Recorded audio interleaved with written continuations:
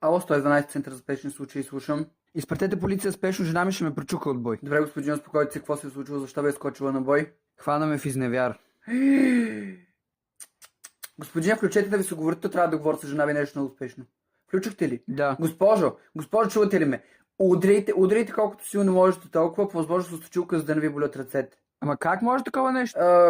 Господине, Бог да ни ви на помощ, довиждане.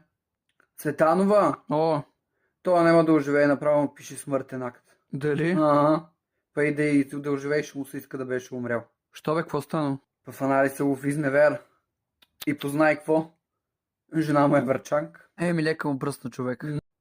Ало, 112 център за спешни случаи, слушам. Изпратете полиция спешно, жена ми ще ме прочука от бой. Добре, господин, успокойте се, какво се е случило, защо бе скочила на бой? Хвана ме в изневяр. Господин, включете да ви се говорите, трябва да говоря с жена ви нещо много успешно. Включихте